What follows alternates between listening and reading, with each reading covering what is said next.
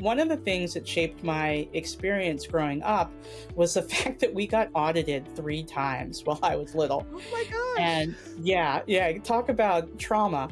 That was our family trauma. And what happened was my father would, as a college professor, would take a sabbatical every couple of years. And that means cutting your salary very significantly. He would get a grant to go someplace and we would go off on an adventure and it would be great. But when we got home, my mom would file the taxes. And then we get a letter from the IRS. And every time we went somewhere, we got one of these letters. And my mom was livid. She was not going to lose one of these audits. She finally convinced a surgeon to do this operation. And she knew it was risky. And she knew what the stakes were. And she wanted to do it anyway. And it was her decision and her life, and she couldn't be talked out of it. And so that's what she did. And she called me beforehand and she's like, I'm having the surgery. It's November 15th.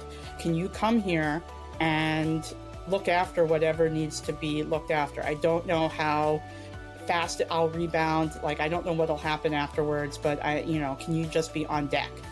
And who's going to say no, right? Right. You get that call and you go. I tell people that the phone is the most important thing, not just because there are pictures on there and personal stuff, but it's a roadmap to a person's life. And you have to 2-factor authenticate almost everything now. If you don't have the person's phone, it doesn't, like in the olden days, you sometimes could get by a little bit, just like knowing somebody's password to their bank account or something and just pretending you're them. You run out of road immediately in the digital world because you'll try to sign into their bank account using their password and it'll say 2-factor authentication, please. And if you don't have their phone at the same time, then you're locked out. Welcome to Catching Up to FI, a podcast on mindset, money, and life for late starters of any age on their journey to financial independence. I'm Bill, and I'm a late starter. I'm Jackie, and I'm also a late starter, and we're your host. We're here to help you on your journey to financial independence, no matter where you're starting.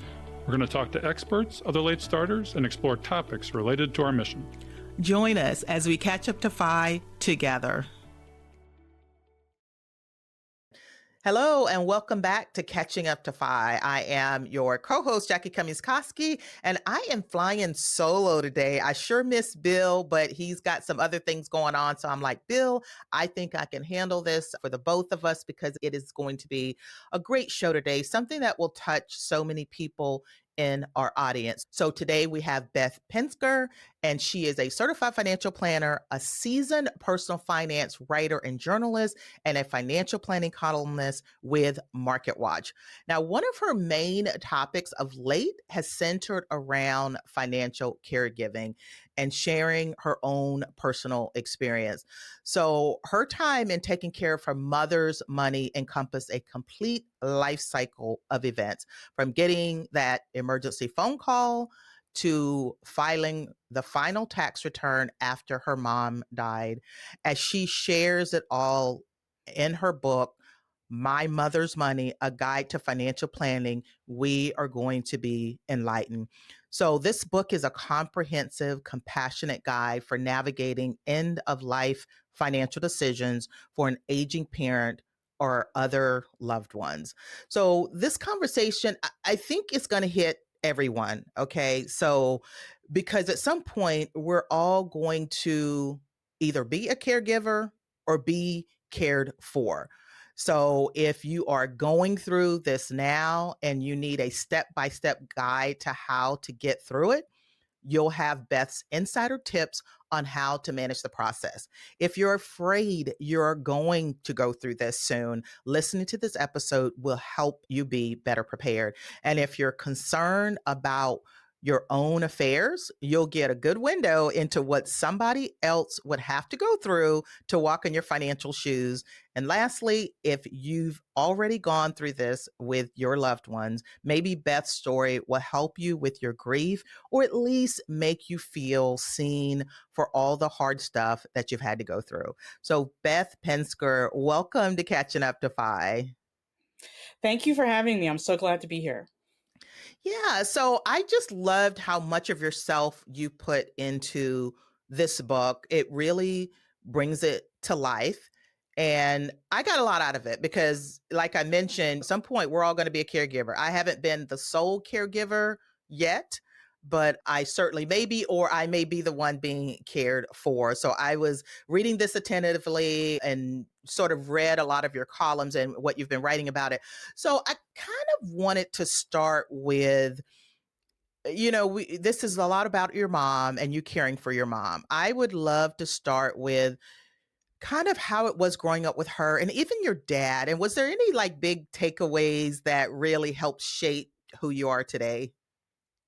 Yeah, my parents were both teachers and they were very different human beings. My dad was an English professor and as spacey as you could be. Like, he didn't do anything practical. He lived in his books and he lived exactly the way that he wanted to live, pursuing his intellectual pursuits and not really caring what was going on in the universe. And my mom took care of all the practical stuff and she was really, really good at it and really careful. And so my father is probably very responsible for me wanting to become a writer, in terms of there were books in the house. We talked about writing all the time. I wanted to be like him and all of that kind of stuff.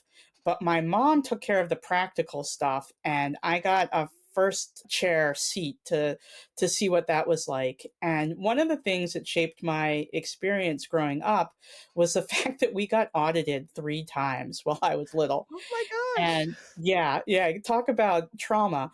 That was our family trauma. And what happened was my father would, as a college professor, would take a sabbatical every couple of years. And that means cutting your salary very significantly. He would get a grant to go someplace and we would go off on an adventure and it would be great. But when we got home, my mom would file the taxes. And then we get a letter from the IRS.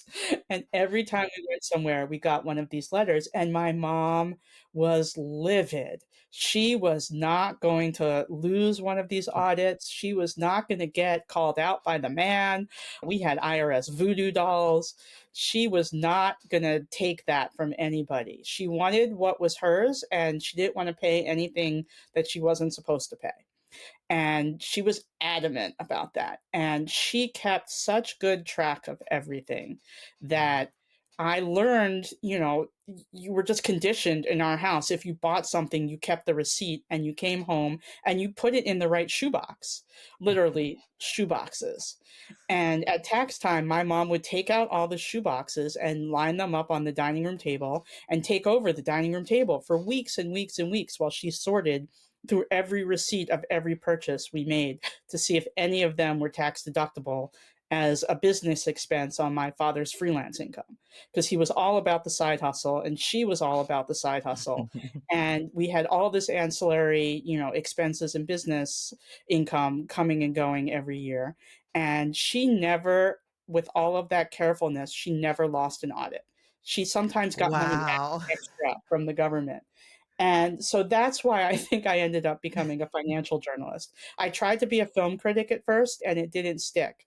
I ended up going into business journalism, becoming a financial journalist, and getting a CFP, passing my Series 7, doing all the hard math stuff. And it was because of my mom that I did all that, because of how careful she was. Wow. Well, I love your mom already. The fact that she stood up to the IRS 3 times. And it's so funny that you share that story about being audited because my co host, Bill, his dad got audited and it was a tough time and it caused him trauma for his whole life where he wants to use a tax professional. He's deathly afraid of being audited, as many of us are. But I Mhm. love that your mom said, I keep great records. I'm okay. And I'm going to stand up to them. And that's kind of how I feel. I'm kind of meticulous like your mom. So I definitely feel that kinder spirit with her. So I thought it was interesting that you mentioned that your dad kind of took sabbaticals and things like that. So it's like he was before his time as well, because I see it as like many retirements. He had the side hustle. So what kind of impressions did that have on you?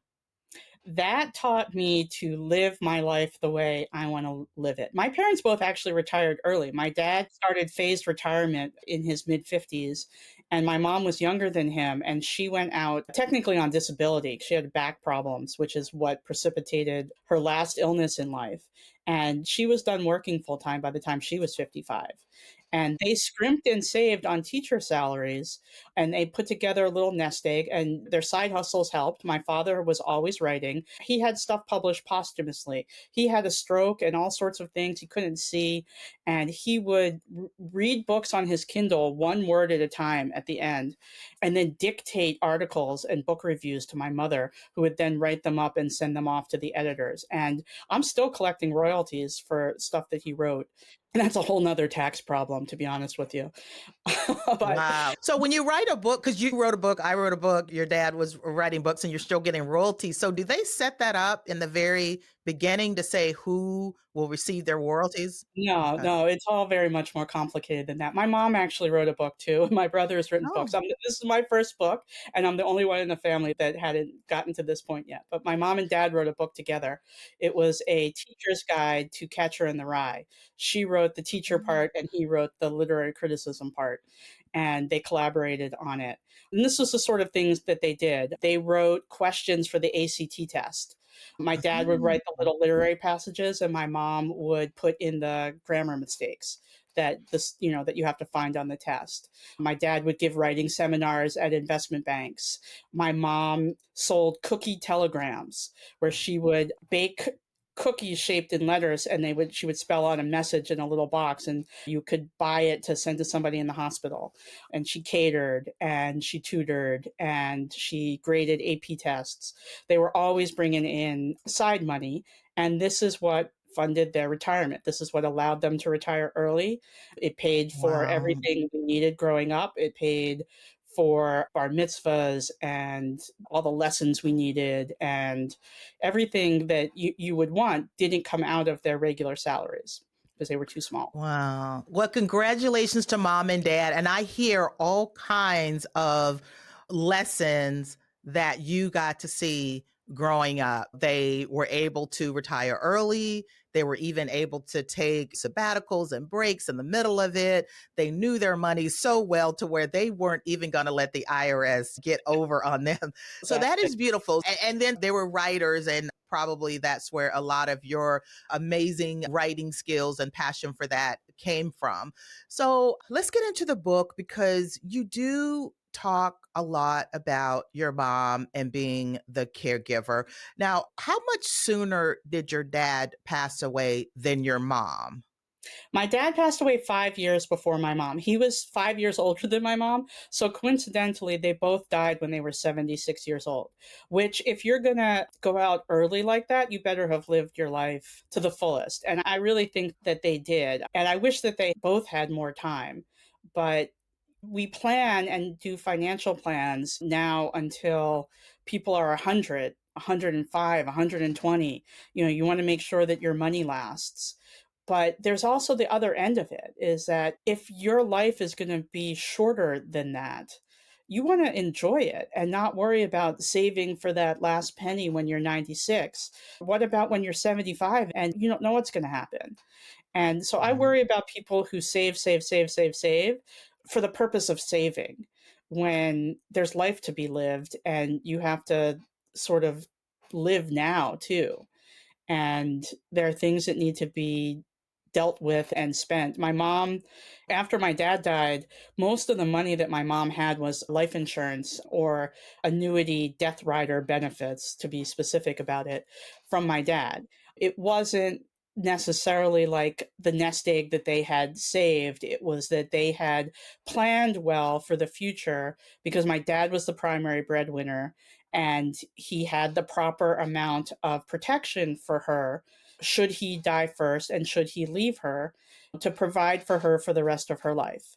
And it worked that way. He died and she got an extra nest egg in benefit that was able to sustain her and pay for the care that she needed, which was much more expensive than the care that he needed, because my mom was there to take care of my dad.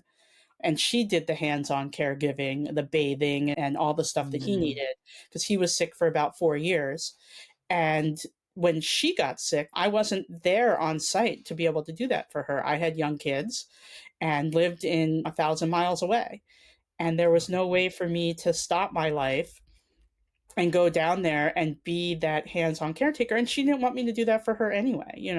Like spouses, I think have a deal with each other, Mhm. and whoever needs care will get taken care of by the other person. But parents have this particular emotion that they don't want to burden their kids. You don't want your kid to have to bathe you or help you in the bathroom.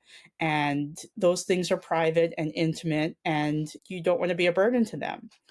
And my mom didn't want that. So we were able, because of her nest egg, to hire people to do those tasks for her when she needed it.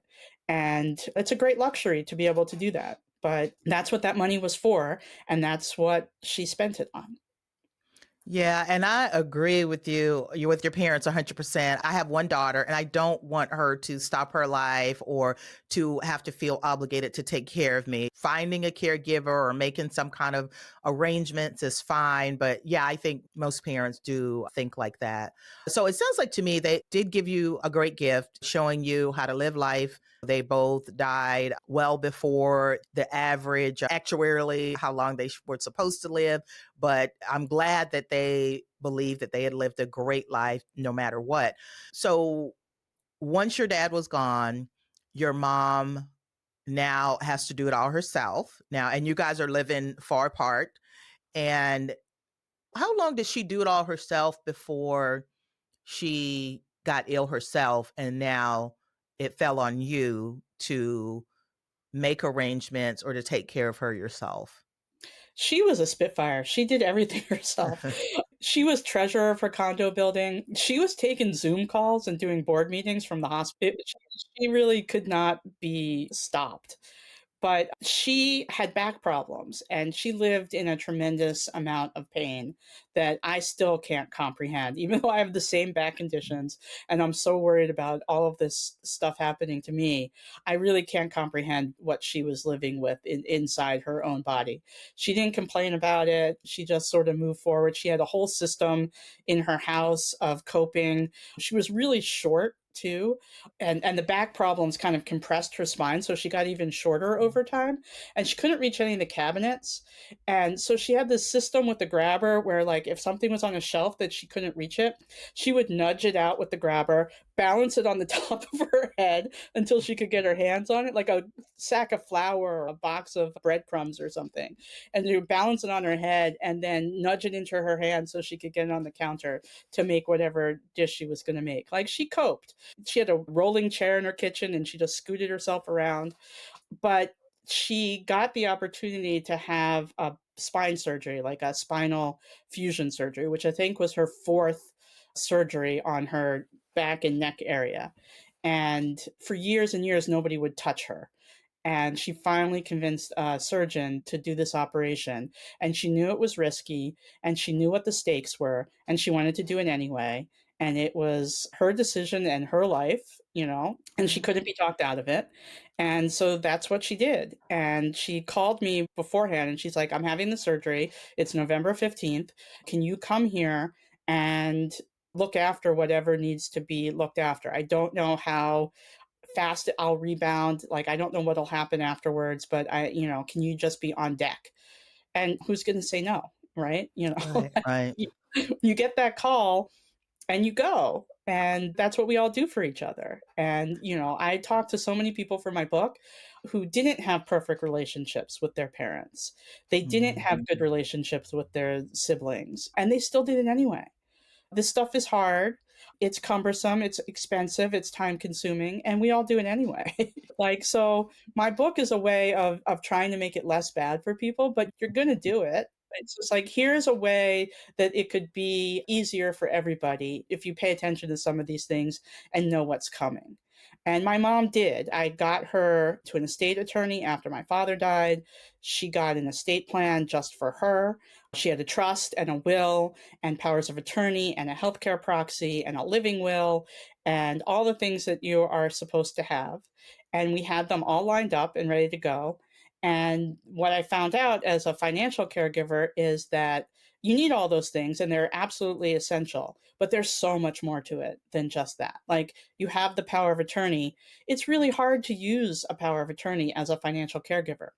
The banks say no. Every bank tells you something different. You have to file the paperwork a million times. Like, your authority is questioned constantly. The healthcare proxy, you have to say it over and over and over again. Then you might have disputes with your siblings over end of life decisions and things like that. Like, all of this stuff is not easy, but there are tricks and ways to get through it. But the thing is that, like, yeah, when my mom called, I went. And so that was November of 2022. And she made it through a lot of ups and downs until July of 2023. So it was about 8 or 9 months of, in and out of the hospital, in and out of rehab. Some days she'd be fine. Mentally, she couldn't walk very much. And at the end, she couldn't walk at all. She got an infection. She needed more surgery. She had a heart problem then from all the surgery. And she just declined very rapidly. And at the end, we faced bad choices all along. Like, the whole key to this is like, you want to make optimal financial decisions, and all of your decisions in a caretaking situation are bad decisions. And you're trying to choose like the least bad thing. So we were at the end of her Medicare covered rehab days, and Medicare covers a very specific number of days, right? Is that 21 or? No, this is 100. You can have This is 100 100. days, Okay, gotcha. 100 days of skilled rehab days, but you can only actually get the amount of rehab days that the doctor says that you need for your condition. So the maximum is 100, but if the doctor says you only get 22, you only get 22. So we were at the end, we had pushed her to the limit of what we could with those days. And we were going to either have to start paying out of pocket, which was $12,000 a month for the facility where she was staying, or she was going to have to go home in some capacity. And she was like, this is it for me. I want to go home on hospice. And so we took her home on hospice and thought, okay, well, we'll just hunker down. We'll see what happens. We planned out for 6 months, for a year. She might get better. What about 5 years? And she lasted 2 weeks at home on hospice. Wow. And we did a lot of planning. Tough. I'm so sorry. Yeah, that must have been so hard. Hey, Jackie, guess what? We got a new sponsor for the show. Yeah, I am very excited about our sponsor, thealloymarket.com. It came to us through our partnership with the Financial Influencers Network. And what they do is help amplify the stuff that we're talking about and getting us with great partners like the Alloy Market. Yeah, the Alloy Market has a great story. The founder had a medical emergency, needed to take a break from his job, but needed to keep himself afloat. He had some inherited gold and silver or platinum. He sold it, but he wasn't sure how to do it. He didn't know where to go, and he's not sure he got good prices. The Alloy Market buys your gold, silver, and platinum for excellent prices and helps you declutter. Yeah, that is so cool. So, Bill, I am going to put this new sponsor through the test. So I forgot I had this little gold bar. About 10 years ago, a friend gave this to me, and it's 2.5 grams. So I am going to go online and get the kit that they offer and see how much I can get. Supposedly, they give you a lot more, at least 70% of what the spot price is. So I'm looking forward to that. But a long time ago, Bill, this didn't exist. And my old wedding ring, I had that thing around forever. I'm all about decluttering. So when I finally got rid of it, the only option I had was to go to like a pawn shop or something, sometimes a sketchy part of town. I don't even know if I got a good deal. So I am looking forward to Alloy and checking out their process. And you should probably check it out too. Yeah, Jackie, we're very happy to have the Alloy Market as a partner. I look forward to finding out how your test goes. Yeah, just go to thealloymarket.com. That's TheAlloymarket.com. market.com. So you can do the same thing, and I will give you an update on what I got for my 2.5 grams of gold. Yeah, that's thealloymarket.com. That's TheAlloymarket.com. Look for it in the show notes. Beth, you are a part of that sandwich generation. You said you have kids. You've got 2 kids? I have 2 kids. They are in their late teens, and they were younger when my father was being cared for, and younger when my mom's stuff started. So my anecdote for the sandwich generation is we were visiting my mom, and she was not very mobile before the surgery either. And the fire alarm went off, and the loudspeaker comes on, evacuate, evacuate, everybody go to the front of the building to your muster points or whatever it is that they say. And my mom's on the 11th floor, and you have to go down the stairs from the 11th floor in a fire alarm situation. And she's like, I'm not going. I'm like, what do Oh, you mean wow. you're not going?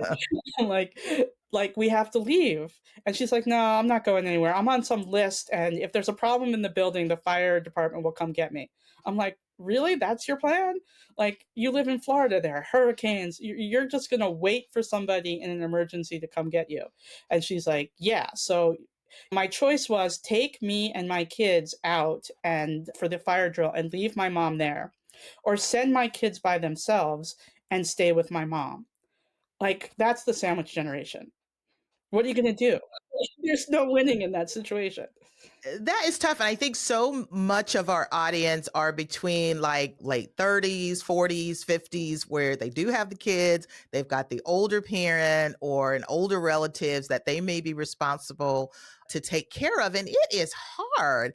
And you did this like a champ. And I know that you are a personal finance journalist and all of that, but how did you know all of those things you needed to do? Like, you talked about the healthcare proxy, you talked about the power of attorney, and the banks won't take it. I mean, that had to be frustrating somewhat, but I guess, how did you come up with a nice, clean list to get your mother's finances together? Yeah, so this is something that came out of my journalism and my certified financial planning studies. I knew what she needed, and she had the point hit home for her because of an article she read, which was about this man his father had died, and he didn't know anything about what his father was up to. His father had died suddenly, and he went to his father's computer at home and to see what he could come up with. And on the Microsoft dashboard, like the opening screen, there was one of those little file folder icons, and it was labeled death in all capital letters. And he was like, okay. And he double clicks it, and everything that he needed was in there. A copy of the guy's birth certificate, his discharge papers from the army, a copy of his will, instructions for where to find everything else. And he was like, oh my God, this is everything I need in one bundle. And the article was called something like, what you need to have in your death file. And my mom read this in her local newspaper, and she said she was on her way to like clip it out and send it to me because she thought I'd be interested in it. And then she saw the byline that I had written it. Oh, wow. Because I was writing for Reuters at the time, and Reuters is a syndication service. And so my article had shown up in her local paper. So even the work that you were doing as a journalist was very much around this topic before you even had to deal with it yourself. Yeah, because this is core financial planning stuff. Like, if you don't have these Yeah. basics done, you're out money. Like, so the power of attorney, the equation I give people is you can download one of these for free from the internet. There are various services out there that do this, or you can go to a lawyer and get a customized one. And the going rate for something as simple as a power of attorney and a healthcare proxy is like less than $100. It's like $90. Or if you don't have it and you need it, it's $18,000 and a year of your time going to court. So, like, free or $18,000. You guys in the fire movement are all about the budgets, right? Like, which would you rather have? Like, do the math. We want to know where our money's going. That's right. That's right. Yeah, like, you don't want to budget for an $18,000 that you don't need to have because you could have something for free instead. And so the thing is, you run out of time on some of these things, and you may think, okay, I'm fine, right? I got my stuff covered. I'm healthy. I don't need to think about this. But if you are on anybody in the universe's list of people they're going to call in an emergency, you need to know that they have it, or it's your problem too. So my mom was my person.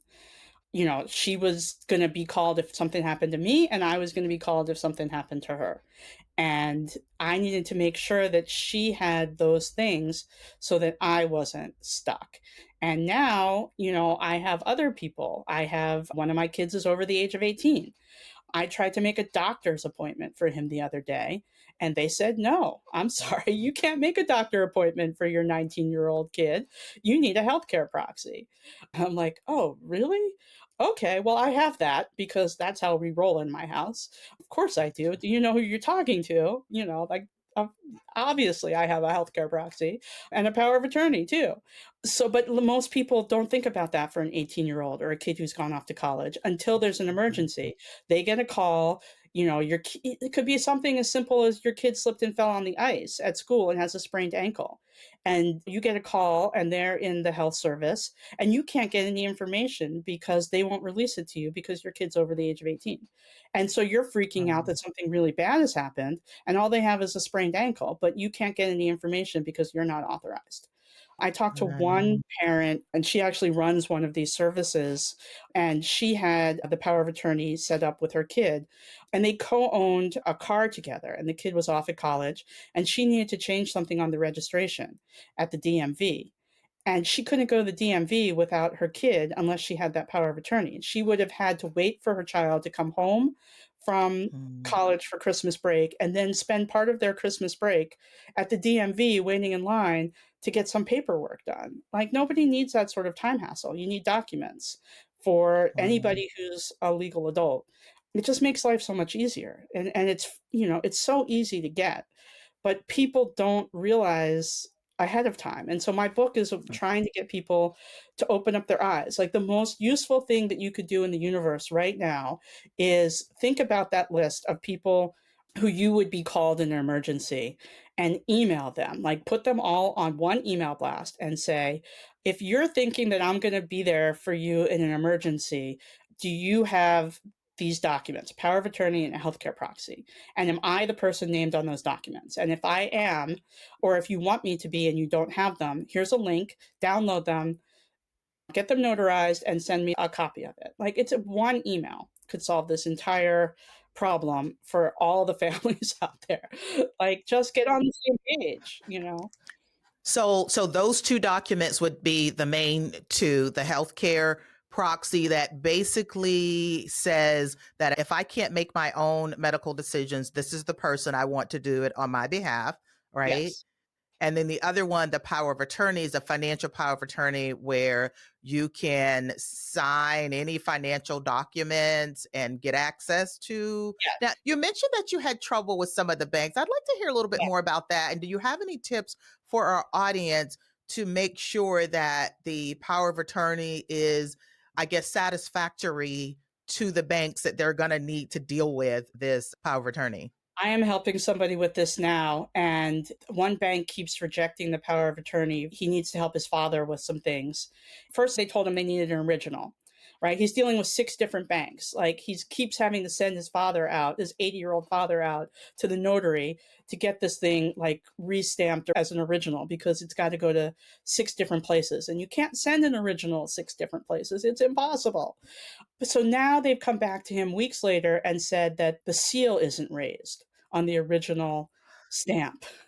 What? I'm like, okay, we Crazy. live in New York. New York does not require a raised seal. Like, he looked up the rules. Like, New York, like, you got to know the rules, right? So, like, okay, you want me to have a raised seal now? That's the hoop. That's the new hoop.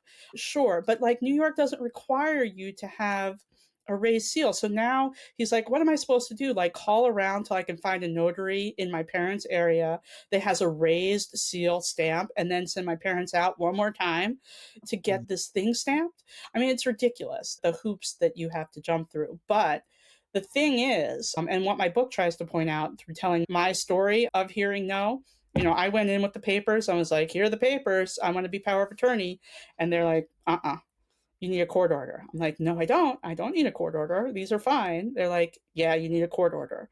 You have to know your rights. You have to know what is allowable, and then you have to stand your ground. So much of this, being a financial caretaker, is just like absolutely stamping your feet and saying, I am not going anywhere until you take my documents. Yeah, and there's that mama's feistiness right there. Yeah. My mom was my debate coach in high school and my mock trial coach. So she actually was the one who taught me all my debating skills and all my arguing skills.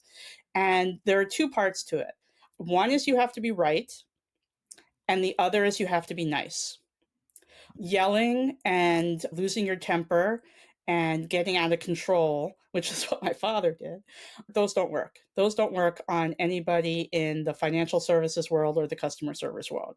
They have their scripts and they have their rules, and yelling isn't going to help. But if you are right and you are nice, you can get the job done. And that That's a is my great message tip. to people. You have to have the right paperwork. You have to know it's the right paperwork and be confident that it's the right paperwork. And then you have to say very nicely, yes, indeed, this paperwork is correct. And yes, indeed, you are legally required to take it. And we're going to have to sit here and work it out until you do.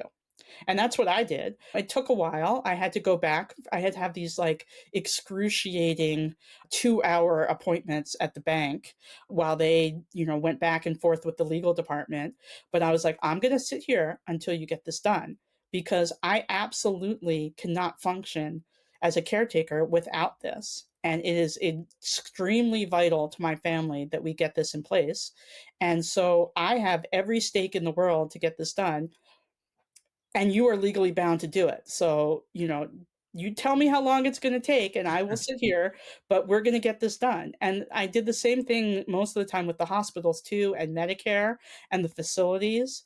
And it was like, you can try to kick my mom out and say that she is not going to get coverage anymore, but we're in the right here and we're going to appeal, and we're going to make you go through all the paperwork week after week after week for these appeals, because, you know, the doctor says my mom needs to be here. And you can read the words right there. Doctor says Mm. mom needs to stay in the facility for 6 more weeks. And you have to learn how to stamp your feet and say, yes, we are correct. And you will have to eventually abide by that.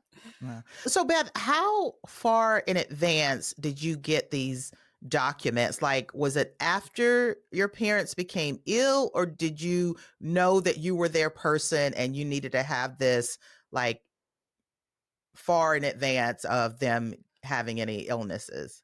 I looked back at my mom's email once she passed. I had access to, all her email and all that stuff. And I was curious about that question, because my article came out in 2014 and my dad died 4 years later. So it was a long time that my mom had that, lesson about needing to do estate planning and have everything organized. And my dad died in April of 2018. And my mom had an estate plan by June of that year. That worked out good.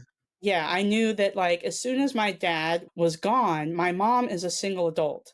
And when you are a single adult, the whole next part of things, the whole estate part of things, gets very complicated, because there's no spouse there that just gets everything automatically. There is no automatic in that Right. circumstance. And I knew she needed to take care of things. And I made sure that she did that right away, and she listened to her benefit. But when you have two married people and one dies, it's a lot easier, right? The other Right. spouse just inherits. So it's just a matter of who's going to die, who's going to die first, which sounds awful. But then you get into circumstances like a friend of mine, his parents were both ill and they were declining together. He had them with a caretaker in an apartment, caring for both of them at the same time. And his father died first, and they had started the process of transferring the father's assets to the mother. The mother died 6 months later. The process hadn't finished yet. And so then the assets couldn't pass to my friend because they were tied up in limbo, passing from his father to his mother. So it took like more than a year to sort that all out because they had to finish transferring the assets to his mother, who was already deceased, and then transfer the assets to him. And everything got very, very complicated. So, it's best if you have like a lawyer fill out these forms for you so that you have you need backups on everything. Like my assets go to my wife, but if my wife is deceased, they go to my children. If my children are deceased, they go to my grandchildren. If there are no grandchildren, then they go to my sister. You need like a chain of command like that. Right. So, and if they did anything basic, like the starting point, would it be to at least name beneficiaries on like retirement accounts and things like that? Yeah. Because I think some people see a lot of this estate planning stuff as a big, heavy lift and they just kind of shut down. So, Yeah. what are some of the small things they could do? And you already mentioned a couple of them, the healthcare proxy and the power Yeah. of attorney. And then if you at least name beneficiaries and then subsequently get that estate plan together. So I'm wondering how receptive, as you were kind of taking over, right? And you got your feisty mom, how were those conversations going as you were talking through, Mom, I need to take over. I need to do this. Was she receptive to all of that? Was that a difficult conversation? It wasn't a difficult conversation because she was pretty incapacitated and I just had to do it. And Okay. she just kind of let that happen. But the whole time my mom was sick, the dynamic was that she didn't have cancer. She didn't have a dementia illness. She didn't have anything you could put your finger on where you said, okay, this is only going one direction and there's no way to stop it. And I think a lot of families face that, and that's really hard. But my mom, got sick and we never knew if she was going to get better or not. And I was terrified that she was going to come back on board and be mad at me and want an Mhm. accounting for everything that I had done. So I did everything out of like, oh my God, if I don't keep track of all of this, if I don't know where every penny has gone to, she's going to ask me about it one day and I better have an answer.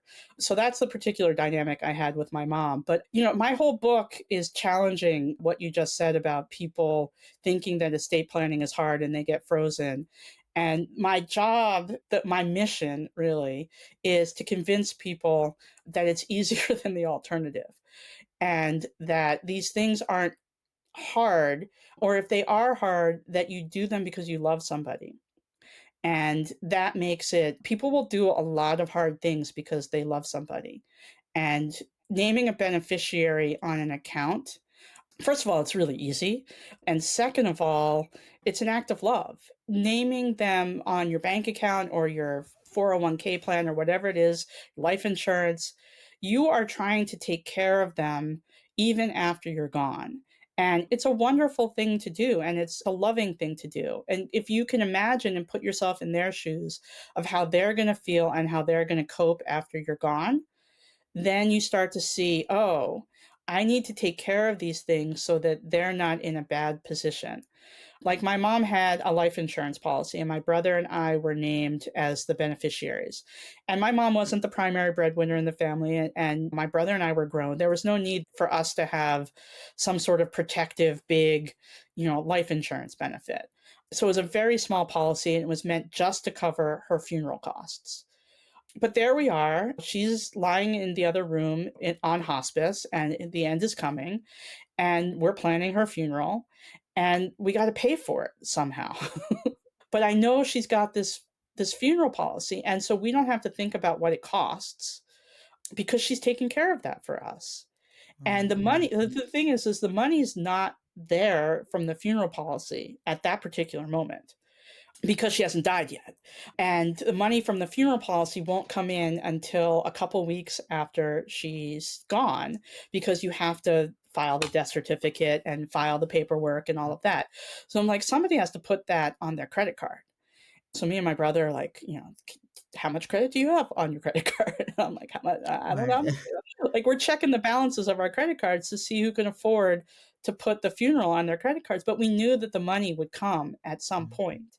And so what my mother did, in 1980 whatever, when she got her life insurance policy, and then the date is in the book, was an act of love. It was like foreseeing that the two of us would be sitting there while she's dying, trying to figure out who's going to put their credit card down for the funeral, and is that money going to ever come back to us? Because we got kids, so kids are about to go to college. I don't want to have to think about scrimping or saving for her funeral because I don't have the money to pay for it. But Mm. so she somehow had the forethought to care about that, when she was in her like 40s.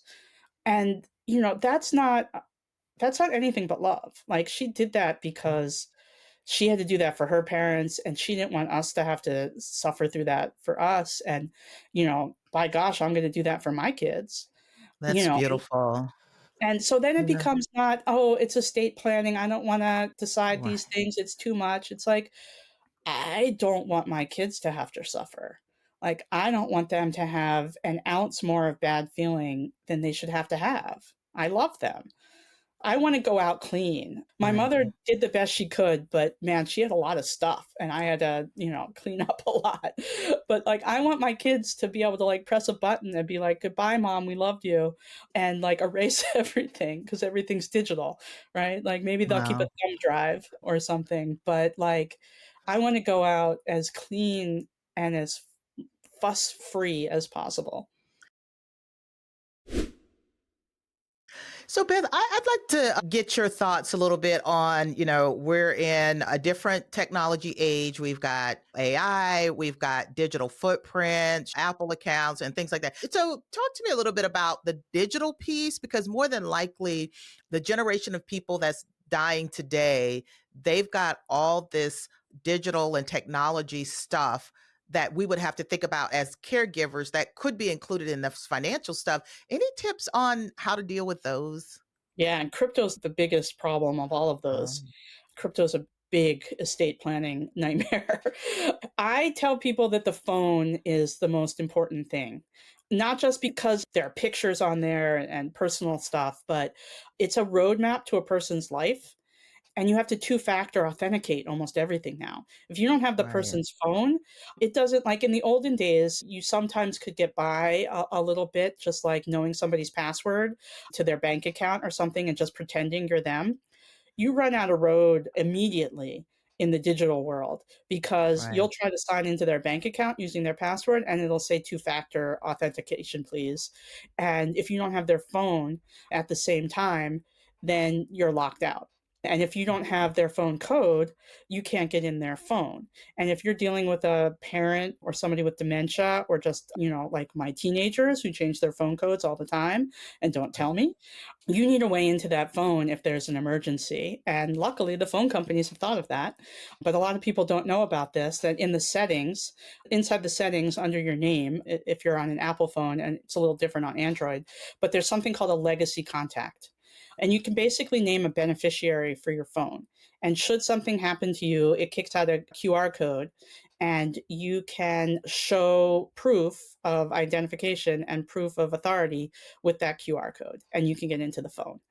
And I made everybody in my family do this immediately. I've written articles about it. There's a whole section in the book with exact instructions on how to do this. Yes. Like, get out your phone, go to the settings, do this now. It's one of those like 30-second things that would save you so much heartache if something bad were to happen. When you're visiting your parents, take out their phones, make them do this, do it for them. Like, just think about it. Like, my mom, wrote down her passwords and I couldn't read her handwriting. So her passwords were Oh, useless. When I went to her little password book at the end and tried to go through all of her accounts, I couldn't make sense of what she had written down. But I had her phone, and I could ah, I could go in and hit the reset password button, and it would send a code to her phone, and then I could change the mm, password to something that I could write down in my own handwriting, which nobody else can read. And then I could get into all of her accounts that I needed and cancel what I wanted to cancel and keep what I wanted to keep in my own name. mm, And, in the digital world, you have to go through those things one by one. Cancel her newspaper delivery, her Netflix account, her social media accounts, mm. like, She was a fully fledged human being who participated in society. She had everything that you and I have. It all had to be dismantled after she was gone, and it took forever. I had to sit there at her computer with her phone and go through each thing one by one. Kind of like a checklist. A couple of years ago, my aunt lost her husband. And so I was the one that was helping her financially. Again, I wasn't the only one. So I've never been the sole caregiver or financial person, but there was little things like canceling the AAA. He was on there. His phone happened to still have monthly payments. So we took care of that. All these little things kept coming up. So I'm really glad that you've got the book. That's a great reminder of so many of these things. And aside from your own story and your own experience, you talked to a lot of other people and did a lot of research for what went into this book. Tell me a little bit about that. I talked to nearly 100 people just specifically for the book, and this is what I do for my day job. So over the course of time, it's been thousands of people whose knowledge have helped form my knowledge that went into this book. So I'm really thankful to everybody who shared their stories with me and did all of that talking to me, and we're really open about things. And the thing is, as a journalist, I ask people a lot of questions. It's actually really uncomfortable for me to have you ask me questions because I'm used to being the one that asks the questions. Right. And I ask, really personal, impertinent questions about money of a lot of people. And it's only fair that I should give the same amount of detail that I ask of other people. And really, details matter. Like, people hone in on details and they hone in on stories. And so, for me to be able to tell this story, I knew all of the intimate details and they're at my disposal. And a lot of people are cagey about exact numbers when they're talking about their Mhm. finances. But I had my mom's permission and she's gone, and nobody's going to steal her social security number anymore. Right. Not that that social security number is in the book, but like, real numbers matter to people for them to be able to understand how this all works. So there are real budgets and real numbers in here about what things cost and what we spent on things and how we managed all of that. And I'm hoping that helps people connect with it and then apply it to their own numbers and their own situations, because a lot of what we do in this personal finance world is, it depends. How much life insurance should I have? Well, it depends. It depends on if you're male or female, where you live, all of those things. And like, sometimes people just want a real answer. And it's hard to give that to them from afar, but I could give real answers for me and my mom. And that's what I was trying to do by telling our stories so forthrightly. And I talked to other people because we didn't experience every circumstance. My mom got sick and died quickly. A lot of people are in this for a long time. If their parent has dementia or a slow going illness, 10, 12 years of this, it's intolerable how long they have to be in that everyday caretaking role. It's really, really hard. And I didn't experience that personally with my mom, so I talked to other people who filled in some of those gaps. I also didn't have any fights with my sibling. And so sibling fights are a lot of this process. And so I talked to some people who had that circumstance, and I filled in with other people where I didn't have that experience myself.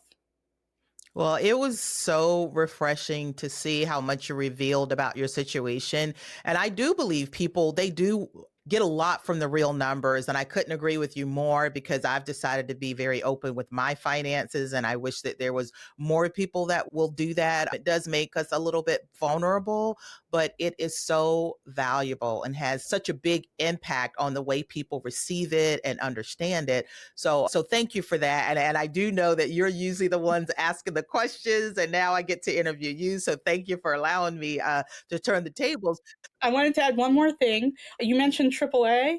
I was on my mom's AAA, and that was one of the things that was off the list of things to take care of. Like, I didn't get to it, and I didn't realize it until I was in the middle of nowhere with a flat tire, and I called AAA, and I realized I didn't have any current coverage because I had never switched the policy over from her name to my name.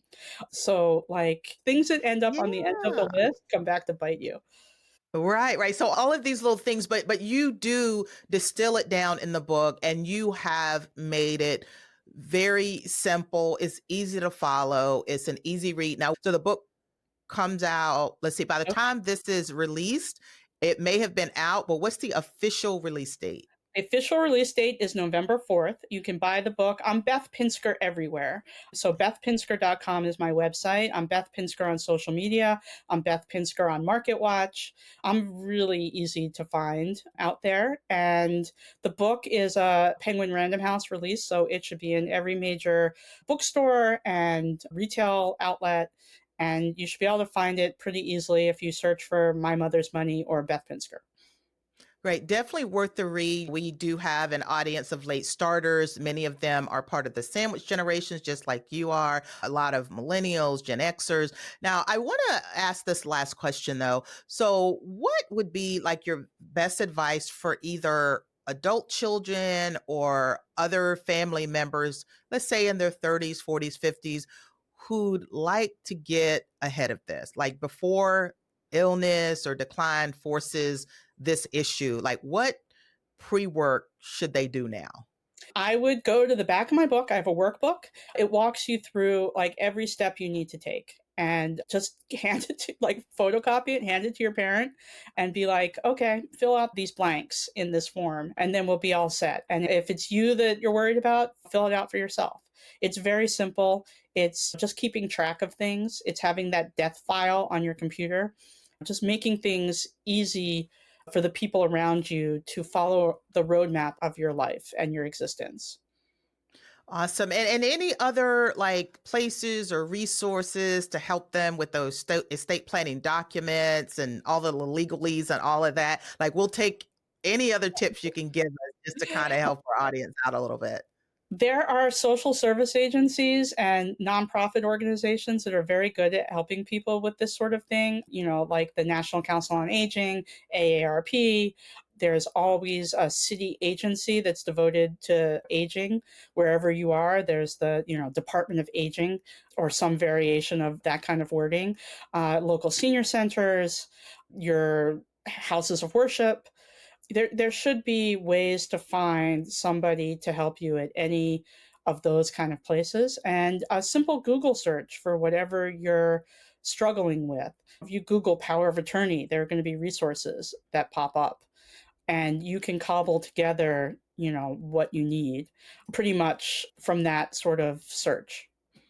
Great. Okay. So you've left us with a lot of good resources, a lot of good tips. And more than anything, I am so glad that you put this book together and you put so much of yourself in it. You talked to over 100 other people, and in the work that you do at MarketWatch and as a very seasoned journalist, you have learned a lot, and you're so willing to share all that with us. So the name of the book is My Mother's Money, A Guide to Financial Caregiving. It's available on Amazon or independent bookstore, wherever you get your books. Beth Pinsker, thank you for joining us on Catching Up to Fi. Thank you so much. So, Bill, as you know, we cannot do this show without our amazing staff and the people that help us put this on. And our editor is Fritz Brizard. We love them, and they keep us going. Yeah, Jackie, I mean, this show wouldn't have the quality it has without our folks, our peeps. And we'd also like to give you a few calls to action for the show. We love our community, and we hope you love us back. If you would like to support the show and our mission to help late starters, you can do that at Buy Me a Coffee, which is a platform that allows you to make a donation. The link is in the show notes and on the website. Check out the show notes for resources mentioned in today's show. Also, head on over to our website at catchinguptofi.com and check out our vetted resources, partners, and affiliates for discounts and their services, because we love sharing great deals. Please share the show with others and head on over to our Facebook community to help us grow. If you prefer video, head on over to YouTube and watch the show there. We hope you've enjoyed this episode of Catching Up to Fi. We would appreciate it if you could also leave us a 5-star review to help our message reach others. And while we are financial educators that love to teach, remember that our content is for general education and information purposes only. We are not providing financial, legal, or tax advice. Always do your own research or consult a professional before making important decisions. So, Jackie, we'll see our audience next time on Catching Up to Fi. Cheers.